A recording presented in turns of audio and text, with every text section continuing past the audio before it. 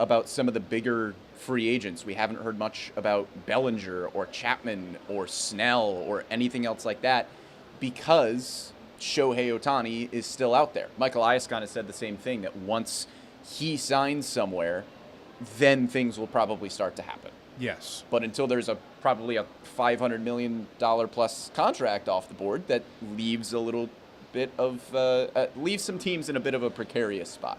For sure. And, with a guy like that out there, people are trying to fit in these small deals here and there. We saw Eric Fetty come off the board, which had a great season over in the KBO, I believe. Stopped throwing a slider and had a 2 ERA over there. Comes back, gets a deal with the White Sox. Yeah. But nothing crazy too much yet. Yeah, so let's talk about some of the moves that we have seen so far in the AL East. Not a lot of them, but there was a rare Yankees-Red Sox trade. Yes. Don't get that a lot. That happens like single-digit times. Yeah. Ever. Yeah, as Alex Verdugo goes to New York, the Red Sox get a couple of younger pitchers back.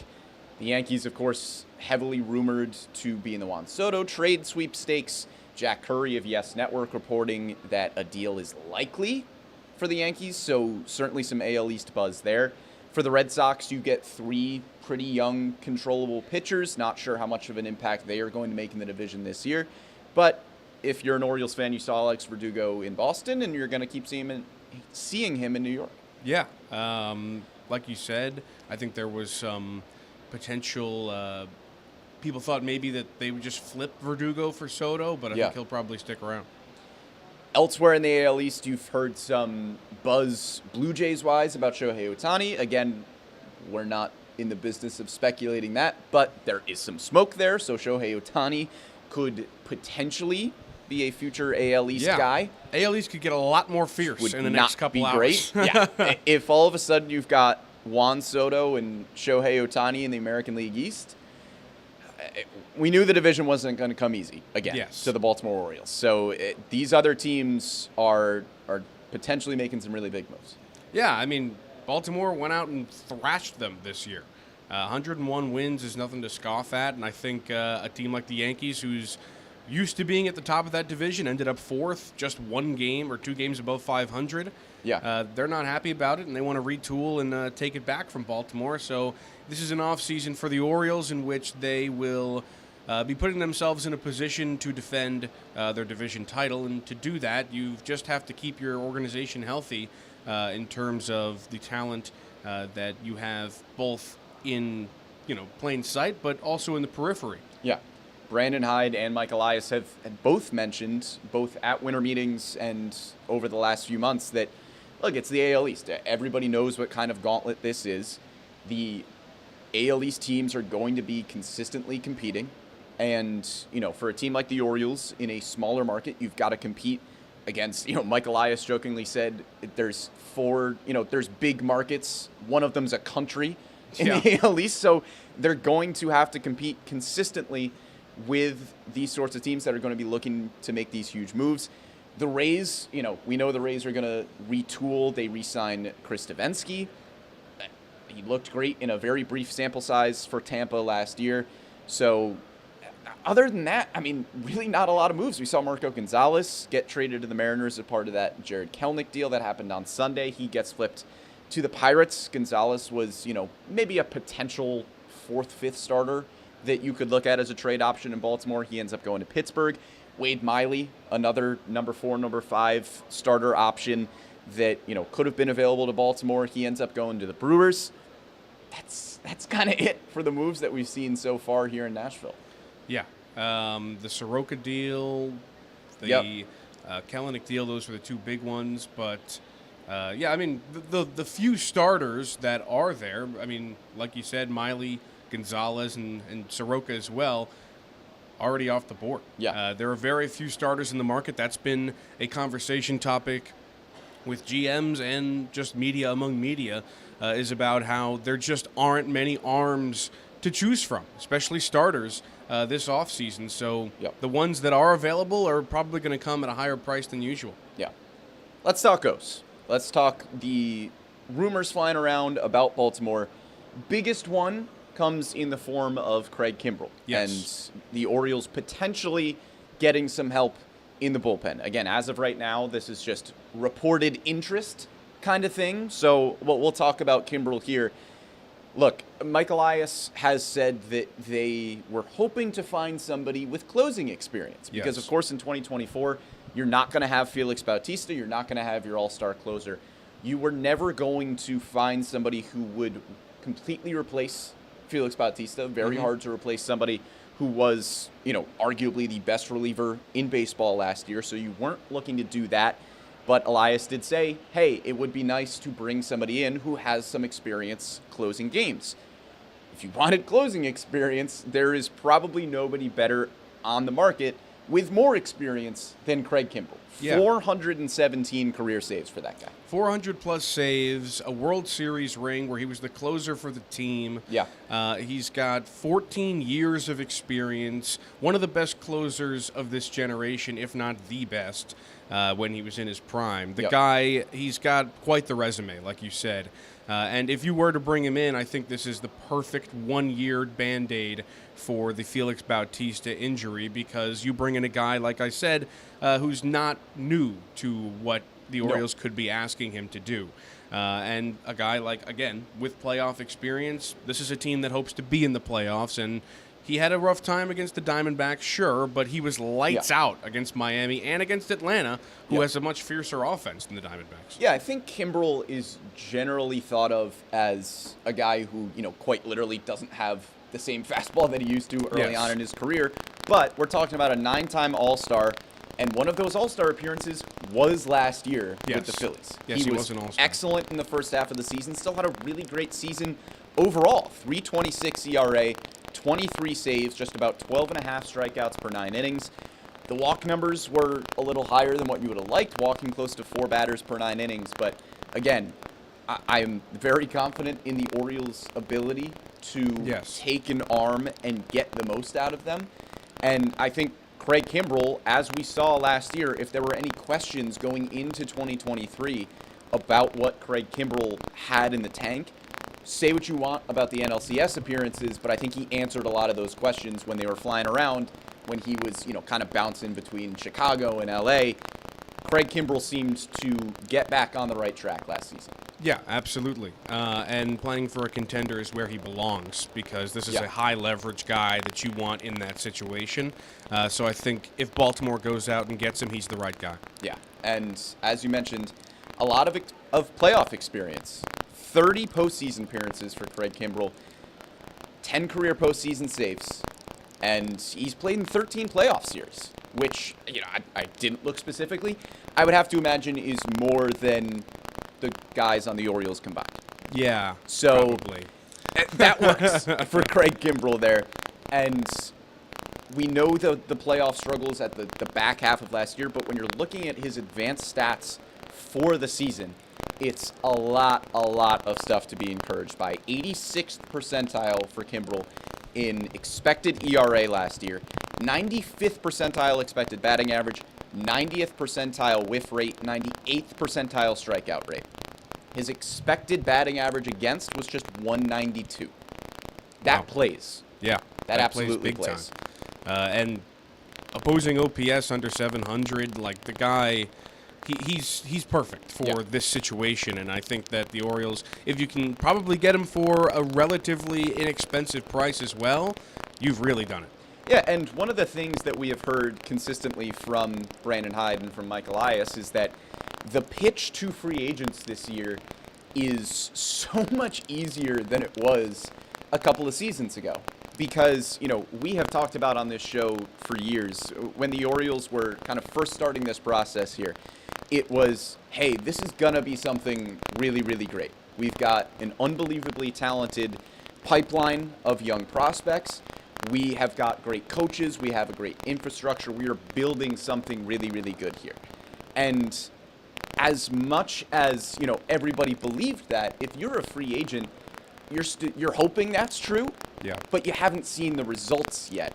And now you are going into an offseason saying, hey, this isn't a down-the-line thing. We've built it. It's no rebuild anymore. It is built.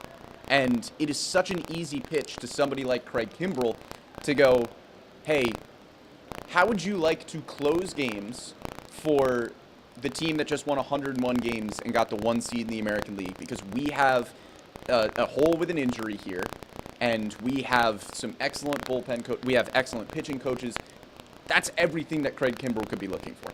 Yeah, and like you said, we heard Elias talk a ton about that over the last couple of days, about how teams and players are looking at the Orioles differently. He was saying that, before they were looking for guys without a job in spring training who want to eat up some innings and have the opportunity for playing time. Now they're turning to guys and saying, all right, we just won 100 games in easily the most difficult division to do so. Come play for us. And like he said, everybody's changed their tide on the Orioles in a very, very good way.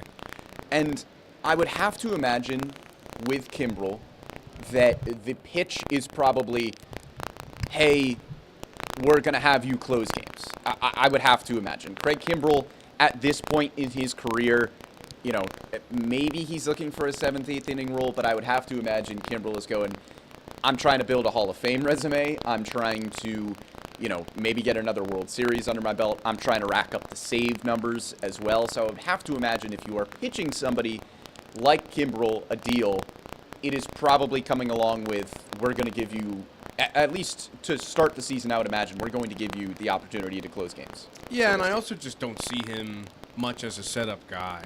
I think he'd be an excellent setup guy if that's what you want. It's just, he is the, when he gets out on the mound, it's Craig Kimbrel. It's the situation, he needs that kind of leverage, I feel. I feel like he feeds off of it. Sure. And he's a guy that's going to go out. And, they do have Cano, who I think could develop into a strong closer as well. Yeah. But regardless, you have a really, really strong 1-2 punch once again in Baltimore. Went from Felix and Cano last year, now to Cano and Kimbrel for the year. I think that's really, really strong. Yeah, Yennier Cano, I think, is a very strong option to close games. I think DL Hall is an option as well if you are looking for guys that could be high leverage, end of the game sort of relievers. Sure. Who knows, what the plan is for DL Hall going into last year. That's something that Michael Elias and Brandon Hyde have been asked as well. They're not, 100% sure at this point what the plan for DL Hall is. It kind of depends on, the roster construction there, but I think DL Hall could potentially be somebody that you're looking at as a 7th, 8th inning guy, and if Kimbrel ends up coming to Baltimore and struggles at all in the 9th inning, I think DL Hall could also be somebody that could close out games down the line too. Absolutely, and we've talked about it plenty, that DL Hall has the potential, if not to be a strong starter in the majors for a long time, could be one of the most premier back-end bullpen guys in the game, because his stuff is so electric. His fastball from the left side's unreal when it's going. And his off-speed stuff's great as well. He's a fantastic pitcher, and if the Orioles want to use him in that way, it would go pretty darn successfully. Yeah, and I don't think if this move ends up coming to fruition, I don't think this takes the Orioles out of looking for another bullpen arm. In conversations with Mike Elias, he has said, we have been pretty involved in trade discussions, and I think the presumption when you're talking about the Orioles looking at trades, the presumption over the last few weeks has been they're probably looking at starting pitching. Throwing out names like Dylan Cease, like Shane Bieber, like Corbin Burns. Dylan Cease, they're, being one that has been heavily rumored as well. But as Elias has mentioned, it seems like they are in the trade market for a bullpen arm too, which is not really something that we have discussed much of. That trade conversation has mostly been, hey, they're going to go get a starter. But it sounds like they are scouring the trade market for a reliever as well. Yeah, both. Because, like we've said, and what's pretty obvious and what the Orioles have said themselves is they are looking for people in both of those positions. Yeah. And the reliever arm market is probably a little bit more, I want to say, has more arms to choose from than the starter market. So there's that. Yeah, I mean, in terms of potential reliever names on the market right now, you could be looking at somebody like David Bednar in Pittsburgh that could be a potential trade target. Kind of depends on what the Orioles are looking for specifically. And again, if Craig Kimbrel ends up signing with Baltimore and takes that closer role, maybe they wouldn't be looking for a reliever to necessarily come in and close games. Maybe you'd be looking for a long guy. It really depends on the roster construction here from a free agency standpoint. Yeah, you mentioned Bednar. I think that's somebody that they could definitely be targeting, a guy who's been in Pittsburgh for a little while now and has had a lot of success, an all-star, and somebody who has a lot of experience closing games. So if they were to go in a direction like that, you'd have really, really good talent coming in. Yeah, let's talk about some Elias tidbits here that we have kind of heard over the last few days with his discussions with both local and national media. One of them yesterday, coming about the Rule 5 draft, which was that the Orioles will more than likely not be selecting somebody in the Rule 5 draft, which I think we kind of knew, but it is the end of an era. I mean, the Orioles have been excellent in making those sorts of Rule 5 draft selections over the years. But given the current roster construction, given the bullpen battles that we are most likely going to see in spring training, I don't think you're going to muddy that with a Rule 5 draft pick. If they do select somebody in the Rule 5 draft, I would imagine it is probably a reliever type. Yeah. That would make the most sense. Mike Elias did say, maybe there's one or two guys that if they were available to the Orioles at their pick, which is much later in the Rule 5 draft than it has been in the past, then maybe they would consider selecting somebody. But it sounds like unless there is a very special scenario of somebody that falls to them, the Orioles will most likely not be selecting somebody in today's Rule 5 draft. Yeah, I would be pretty surprised if that were the case, if they did take somebody. And we were talking just the other day about how much success that they've had in the Rule 5 draft. Both Santander and Tyler Wells have been incredibly useful players in the Orioles organization and guys who came out of the Rule 5 draft. But like you said, it didn't seem like the Orioles front office was too interested. And I honestly think that's a good thing. I don't think many teams that are contending are looking towards the Rule 5 draft to be rounding out their rosters. Yeah. And, a very, obviously a competitive team here with the Orioles competing for the division. Not sure how a Rule 5 draft pick slots in there. Yeah, I agree. It's a really competitive bullpen. If there's somebody that they love, maybe that is a scenario, but not sure if the Orioles are going to be participating in the Rule 5 draft today. And in general, too, I mean, Mike Elias has said he's not feeling the pressure to make a move happen just because it's winter meetings. Yes. He has said that's a good thing. This year, he said it last year as well. It's a very valuable opportunity to gather information. It is very valuable to, get everybody in one place on the same page. You're talking scouting, you're talking with other teams, a whole bunch of stuff. That information is really, really valuable.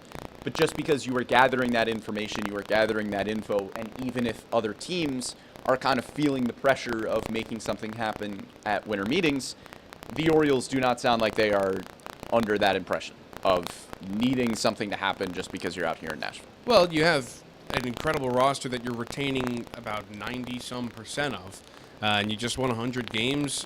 If I were Mike Elias, I think I'd feel the exact same way, that there's no need for you to go rush out and try and make a move because you got to do this or you got to do that. Yeah. You have a roster right now that just proved to you they can succeed.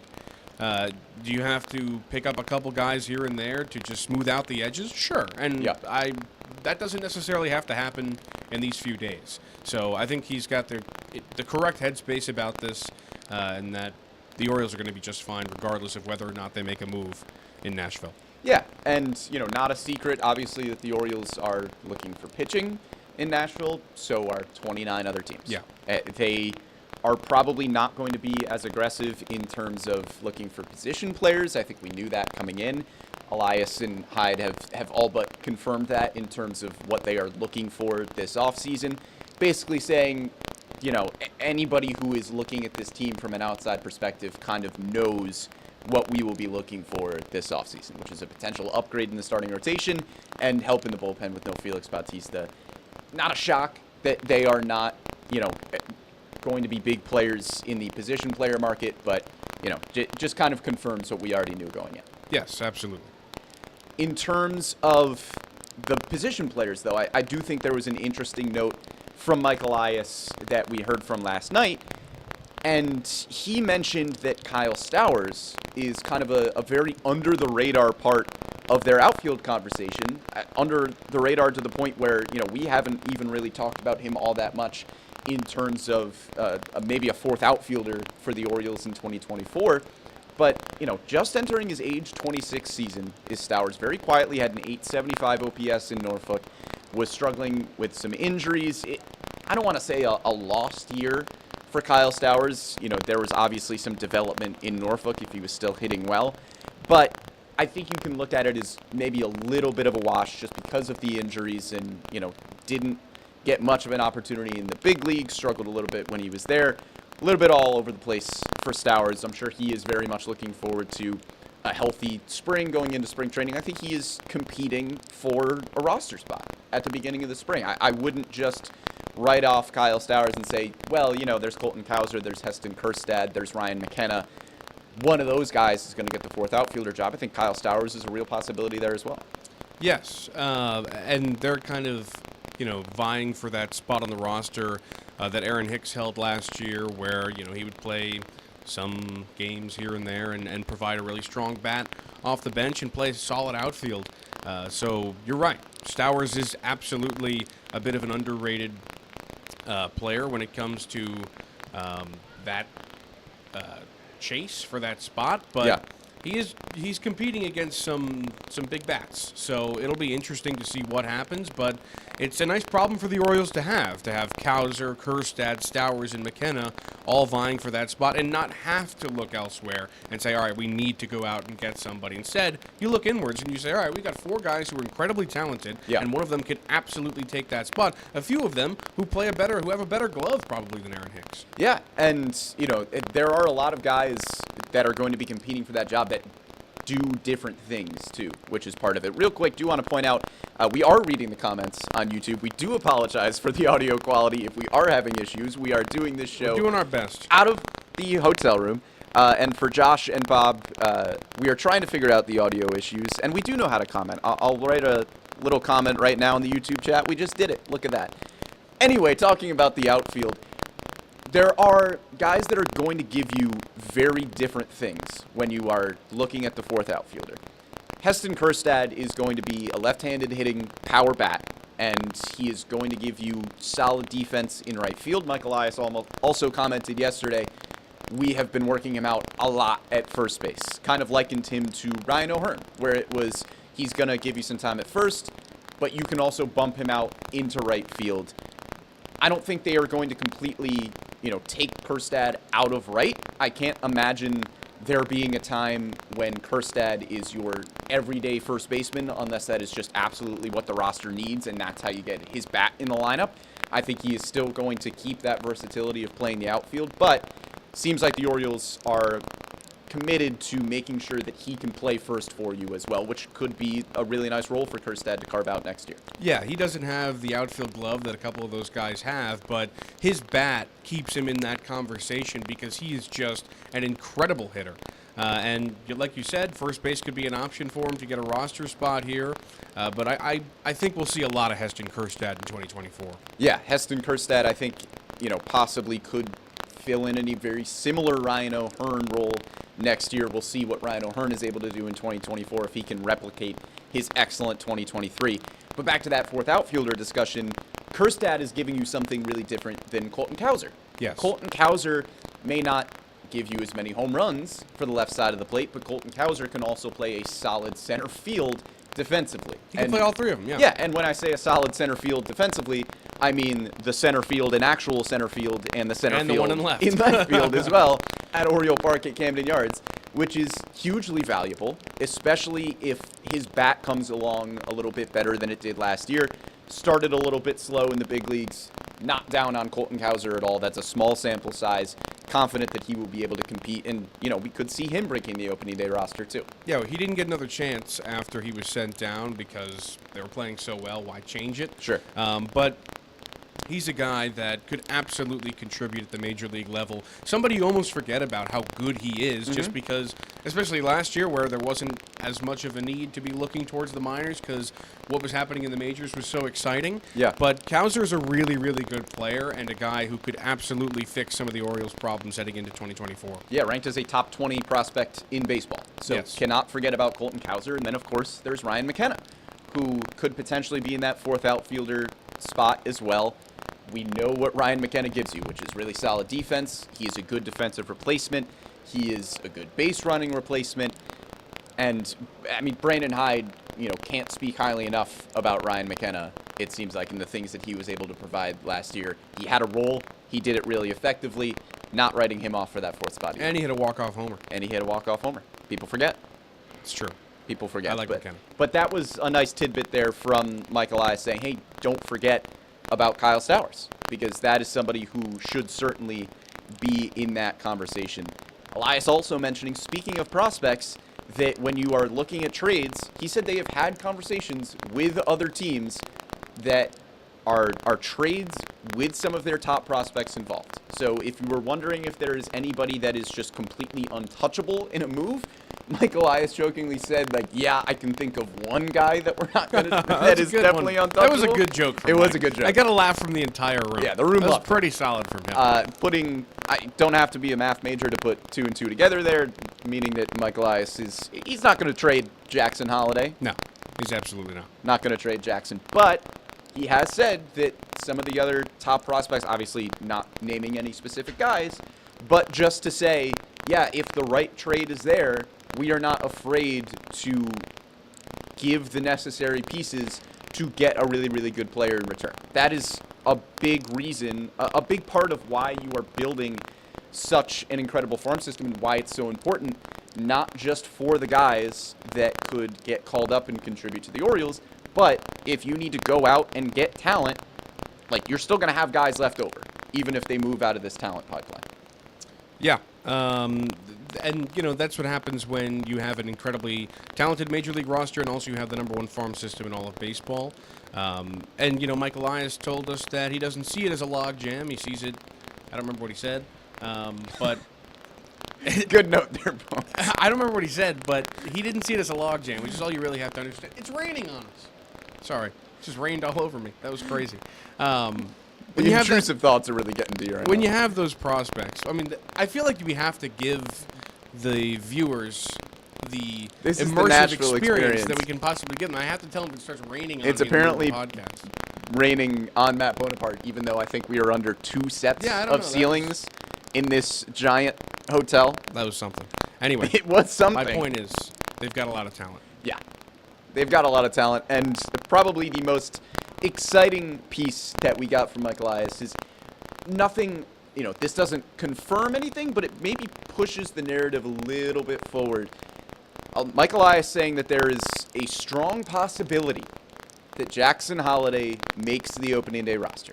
Mike Elias and Brandon Hyde have both said they are going to give him every opportunity to make the team, and Elias noting specifically that they are not viewing Jackson Holiday in spring training as just a prospect that they are hoping to develop. This is going to be fun. They said that he is coming to spring training as a guy trying to make the team. The spring training should be appointment television. I mean, that's going to be really, really exciting to watch Jackson Holiday go out there and every single, spring training for the vets is like whatever. For a kid like him in this position, he's going to be vying for that spot like it's the World Series. Yeah. And I'm really excited. And I think coming into winter meetings, the thought around Jackson Holiday was that would be really cool. But, come on. Yes. He doesn't have that many games in AAA. He continues to do that. He's, 16. He's not making the team. Surely he won't do this. Surely he won't get to AAA. Now he's here. Surely he won't have a chance to get the Major League roster. Guess what? And surely he's not going to make it, is what people are saying now. And I bet you he's going to want to prove people wrong once again. Yeah, but to hear Mike Elias say it is a strong possibility that he makes the opening day roster. Think about that infield. Think about very exciting. Westberg, Henderson, and Holiday that's a fantastic infield. Yeah, truly fantastic. Yeah, I mean, come on. I mean, it's fantastic already. But that's then my point. Adding in the number one prospect in baseball, they could have one of the best infields in baseball very soon. Yeah, So Jackson Holiday, I'm sure there will be a lot of offseason discussion about that, but just very exciting to hear the words "strong possibility" about him. Yeah, that was the opening day first roster. time that I feel like it was confirmed to us that this is happening, kind of. Yeah, well, we don't know that it's happening, but I meant him getting a shot. possibility that it is happening. He's getting a shot. Yeah, That's a fact, it's a fact. and I'm excited to watch. Not our longest bird's nest here. Thought we were going to go a little bit longer from winter meetings, but just quite frankly, not a lot of news. Yeah, slow day. Not a lot of news. And not what you typically expect from Nashville, from winter meetings, but that's what we've gotten so far. The big dominoes have not come off the board, and until that happens, we'll see. But the Orioles could be making some moves. We have heard some heavy rumors about some bullpen arms. We will see what ends up coming to fruition. Again, we had some audio issues here. We do apologize for that. We've doing our best with our setup here at the hotel here in winter the meetings waterfall. in Nashville. Yeah, maybe it's just the waterfall in the background. Who knows? Big thank you to Amy Jennings behind the scenes for producing this one. For Matt Bonaparte, I'm Brendan Mortensen. We will be back live next week. We will be back in Baltimore. Sadly, single tier rolls down face. But if you were following along with the Bird's Nest, thank you so much. Make sure you are following along with the rest of our MASN Orioles content. We have a ton of interviews out here in Nashville. We've been talking to Mike Elias, Brandon Hyde, Sig Meidel, Eve Rosenbaum, Anthony Villa. Everybody important in the front office. If you want to hear conversations with them, make sure you find MASN Orioles on Twitter, on Facebook, on YouTube, anywhere you get that content, you can find us. Thanks so much.